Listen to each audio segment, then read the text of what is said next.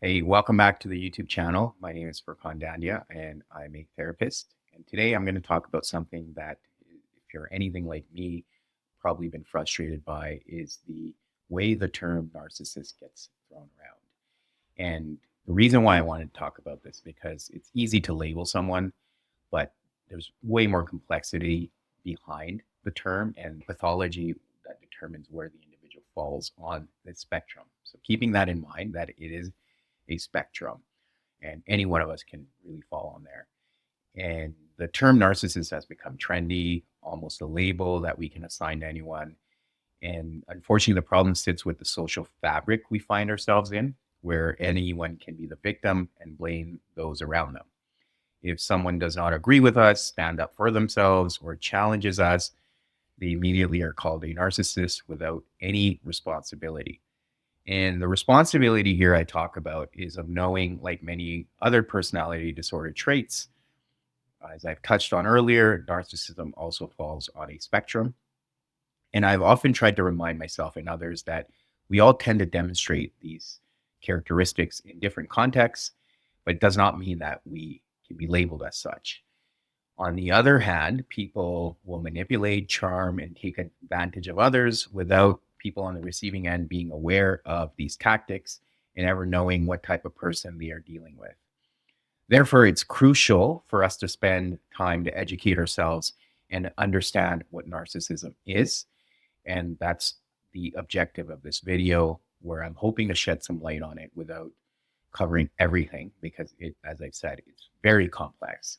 The DSM-5, which is the Diagnostics and Statistical Manual of Mental Illnesses, that's the reference book we use in the therapy world on mental health and brain-related conditions and disorders, including personality disorders. The DSM explains that narcissistic personality disorder consists of a pervasive pattern of grandiosity, which is exhibited in behavior or fantasy. This also manifests as a need for admiration and a lack of empathy. The DSM also provides details on other characteristics that an individual must display, for example, in the form of significant impairment in personality functioning and interpersonal functioning, and finally, pathological personality traits in antagonism, which can manifest as grandiosity in the form of feelings of entitlement, self centeredness, firmly holding the belief that this one individual is better than others. And then that can also show up as being condescending towards others. So I'm sure we've all seen people or even done it ourselves. Again, no judgment. Furthermore, there are behaviors such as attention seeking, whereby the individual makes excessive attempts to attract and be the focus of the attention of others, such as admiration seeking. The main distinction is that these impairments in personality functioning and personality trait expression are stable across time and consistent across situations. So I can't emphasize that enough, but I want this point to stick, that these expressions are stable across time and consistent across situations. So if it is situational based, or if it's a one-time thing, that does not make the person narcissist. So this is where a lot of people can get caught up in the trap labeling others, right? What eliminates this also is not due to the physiological effects of a substance or general medical condition. So that would declassify in that instance.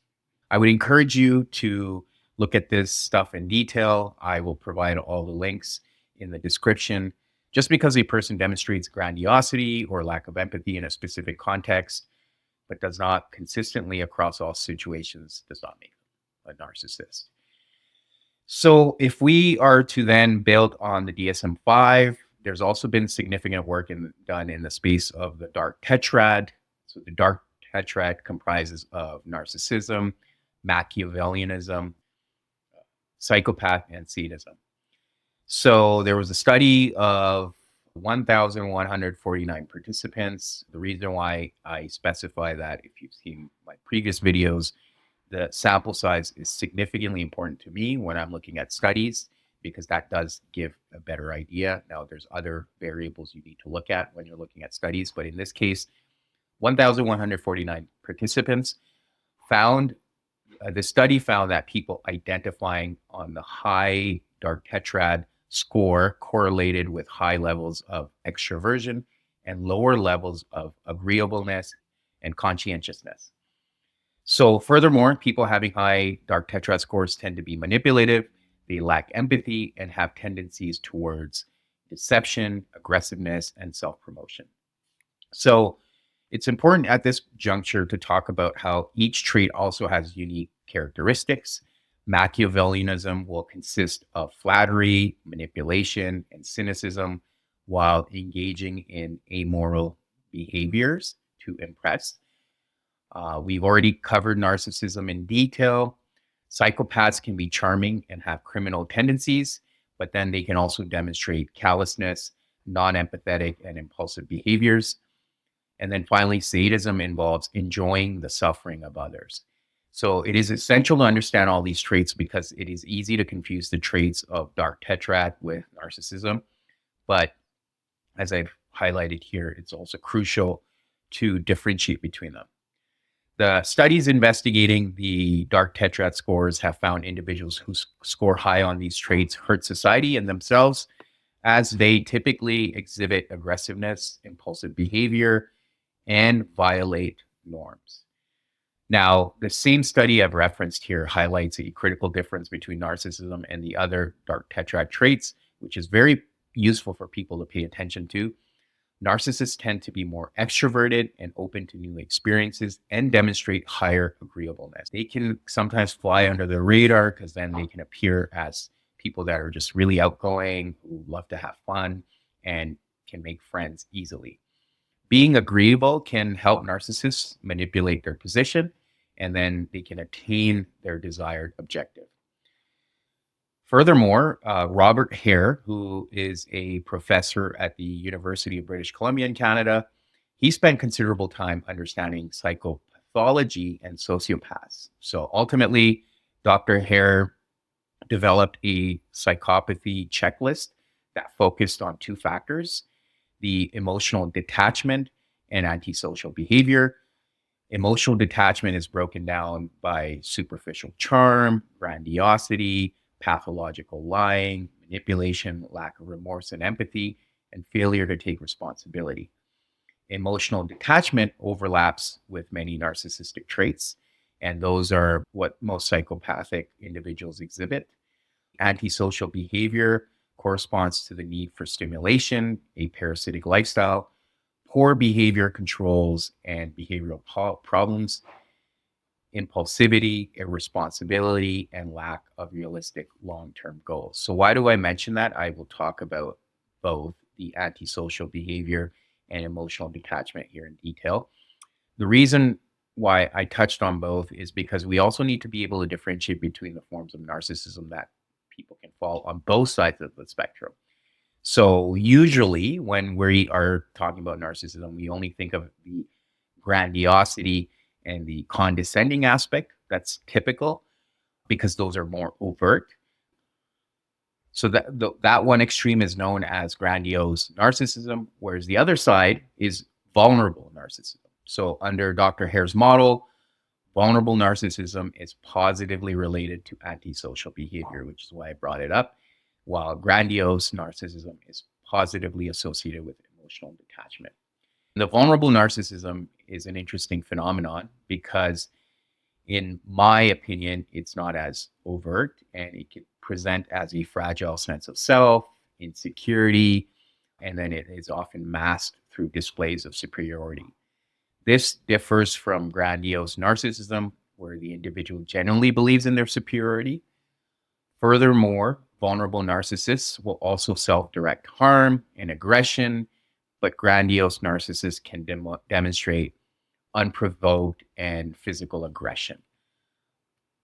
Again, continuing on this theme, vulnerable narcissists are also defensive, they're avoidant, and they're hypersensitive to criticism due to their low sense of self, whereas grandiose narcissists will react with anger and dismissal. Both are also vulnerable to being wounded narcissists as well. So, when it comes to vulnerable narcissists, there's an aspect of infantile attention seeking that individuals will ploy through playing the victim and eliciting sympathy, often forging codependent relationships where they need to be rescued by their targets. This can feel exhausting and draining for the one on the other side doing the rescuing, as the vulnerable narcissist can move on Karpman's drama triangle model, which, if you're not familiar with, I will recommend you check out. And then easily they can move from being the victim to the perpetrator to get their way. In my clinical experience, I've seen individuals swing from vulnerable to grandiose narcissistic behavior traits, depending on the situation and which strategy seems to work best in that given situation. In either scenario, the underlying motive is exploitive, and one can argue it is not always conscious. Ultimately, the narcissist looks at people as a means to an end. However, it's something we have to be aware of in society as we're surrounded by people who can display these behaviors, even in the subtlest forms. Clinically, narcissists make up roughly 3% of the population. So, again, we are all prone to crossing paths with individuals who may fall on the spectrum, including ourselves. And I've been recently reading Robert Greene's book, Laws of Human Nature. It is a part of life to go through various experiences and learn. It's something that he highlights in the book. In the past, the limitation of our social circles kept people in check, where being found out and one's exploitive behavior coming to the surface impacted their reputation. There's still examples from history where tyrants and dictators emerged, and we have some examples to me that come to mind are Cicero, Nero, and Stalin. But with globalization and social media, one can easily change their social circles, their locations, and addresses, and then they can obviously access the world through various platforms. Narcissistic traits can also manifest in multiple contexts, including but not limited to business, politics, entertainment, and everyday life. Many people are projecting their behavioral issues, their infantile tendencies, and this false sense of self onto others, but then also labeling without a deep and thorough understanding of the complexity of this personality disorder. The best we can do is to continue observing, educating ourselves, and making informed decisions as we navigate this world. Ultimately, the only thing within our control is holding ourselves accountable. That's where I tend to focus a lot, not from a religious perspective only, but something that Jesus had said was, why do you point out the speck in your brother's eyes when you're not looking at the plank in yours? I'm just paraphrasing here, but that's the idea there, right? So again, it's easy to shift the focus onto others without taking responsibility for ourselves. So I've only scratched the surface here, and I just want to bring it together that the origin of narcissism, for those that are not familiar, it all began in Greek mythology with the story of Narcissus, who garnered significant attention for his beauty, but he showed disdain for others until he fell in love with a reflection of his own image, not knowing that it was himself he had fallen in love with. Now, there are many versions of the story, but it ends with Narcissus pining away in agony, knowing that he will never be able to attain this reciprocal love he had for this image. The message here is that excessive self love can lead to a tragic end. And while narcissists may seem to get what they want through their exploitative behavior, their actions only lead to their downfall through isolation in the final analysis. Again, like I said, I've only scratched the surface. It is a very complex personality disorder and it falls on a spectrum. But I think the best thing here is to continue to educate ourselves and know how these things may show up so we can be aware rather than blaming. If you found this helpful, please subscribe or share or provide your comments. Thank you for tuning in.